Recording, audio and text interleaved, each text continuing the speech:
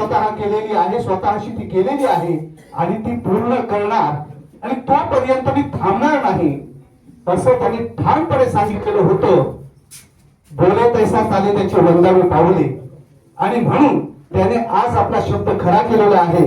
हे आपल्या सर्वांच्या साक्षीने आपण पाहिलेलं आहे आणि म्हणून आज प्रतिष्ठान आदर्श गावकेर आणि स्नेहबंत दोडामार सन्माननीय शेणई सरांना दशावतारातील क्रांती सूर्य या उपाधीने सन्मानित करत आहे. आणि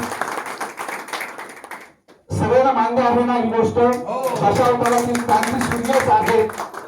दशावतार फार जुना आहे याच्याबद्दल वाद नाही, सगळा ओळखपण झालेला आहे, मी त्याच्याकडे येत नाही.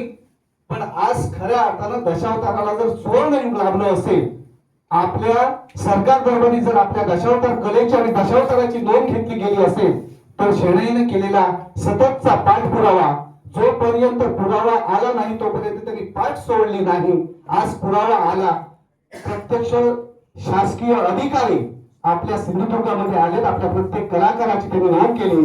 तर अशा क्रांती सूर्य दशावतारातील क्रांती सूर्याला मी विनंती करतो की त्यांनी रंगमंचावर यावं आणि संपूर्ण या पुढचं महाग्रहण करणं आणि दशावतारातील भीष्माचार्य यशवंत काका तेंडुलकर या सर्वांना आपल्या साक्षीनं मी विनंती करतोय की त्यांचा दशावतारातील क्रांती सूर्य हा पुरस्कार आपण त्यांना प्रदान करायचा आहे.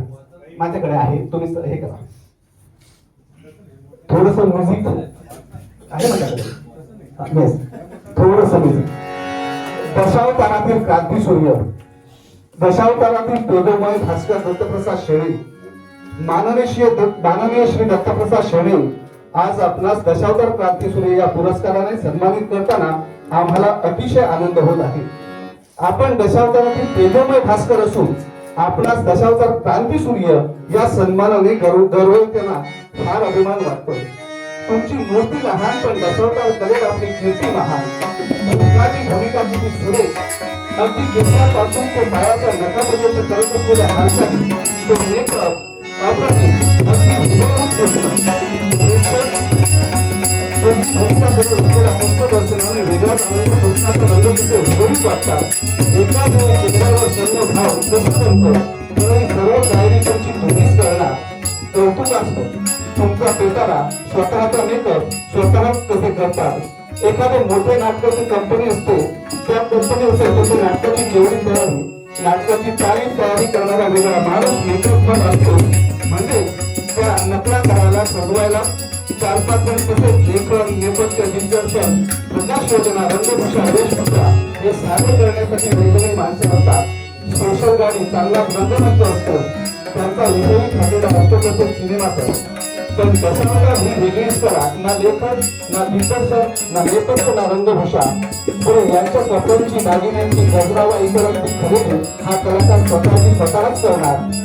रात्रीचा राजा सकाळी कपाळावर होता, अशी म्हणत आहे या दशावतार कलाकाराच्या बाबतीत. गावातील हे कलाकार अगदी काही गोड वगैरे करणारे, काही ते छोटेसे होते, काही हौशीला नोकरी करून जगणारे, तर काही तुमच्यासारखे प्रमुख असे असतात. हौशेला तुमच्या कलेला भेट नाही.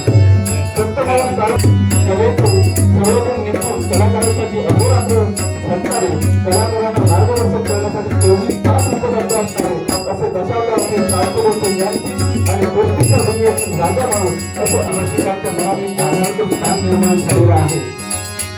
अशा श्री शेणई सरांना आज आपण दशावताराचे क्रांती सूर्य म्हणून त्यांना गौरवतोय.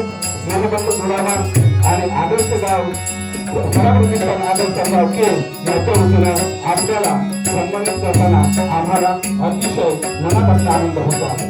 श्री दत्तप्रसाद शेणे.